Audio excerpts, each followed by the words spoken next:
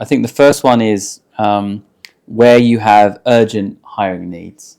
So the independent talent market increasingly gives you the ability to bring in independents quickly, people that are available or have shorter notice periods that you can come in.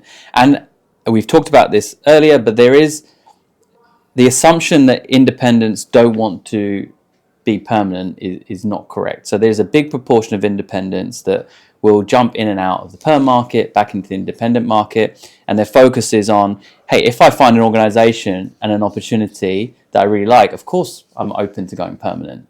Even if I've been doing, independent work for the last few years. So if you have an urgent need where you need to hire quickly, I think contract to hire can be a great model because you can tap into a more flexible independent marketplace. You can bring someone in quickly, shorten your hiring time, shortening that whole process, bring them in, test them out, and then move them to perm later. That's a great area. So urgency.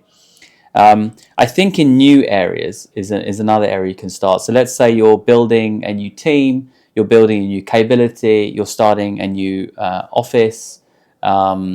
You're entering into a new market. You're doing things that have a high sort of risk component. You're not sure on the longevity or sustainability of that, but you definitely want to do it. I think contract to hire again there is really great, right? Where you want to see, can someone actually do this? Is our hypothesis correct? And is there someone that can come and make something of this and then create a business case for me to then invest more into?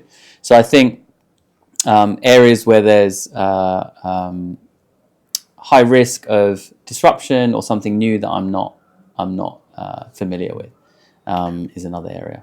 One thought I just had in terms of if you're an organization that isn't like a super cool in a super cool industry, kind of from an outside perspective.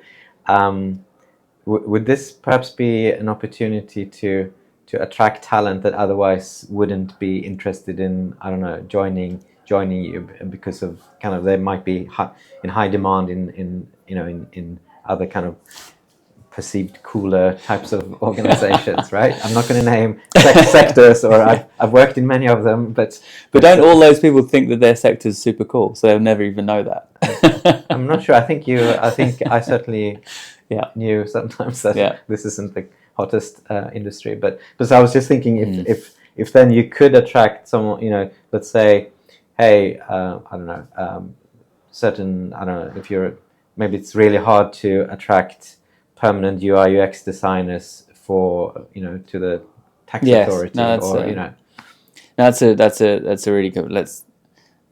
I find financial services super exciting, super cool. I was in financial services for many years, but let's take financial services as an example sector. Traditionally, financial services has struggled to, for example, attract those more creative skills, right? So let's take marketing or design, proposition development, innovation, a lot of the consumer-facing type skills, because financial services was a very intermediated, non-consumer driven sector, and often were seen as being slightly behind the curve on some of these more innovative, skills. So I think that is a really great point in terms of, if there is a talent community out there that maybe isn't as willing to commit to one of those sectors long term, isn't sure about it, hasn't, not but buying. Once they're in, they realize how cool insurance is. Insurance is really great. We're changing the world, and absolutely they are. I like that as a use case. Actually, I like that as a use case. I think that's a good model. The other one I would say would be worth highlighting, and I pointed to earlier, which is in any scenario where you need to get things done and you're in a headcount freeze environment. And that is, many organizations right now are going through headcount freezes, right? And contract to hire is a great solution in that model, because no one at the end of the year is going to say to you, oh, you didn't deliver your objectives, it's okay because we had a headcount freeze. Your expectations on the people in the business is still to deliver the growth and the strategic initiatives and deliver the outcomes the organization need.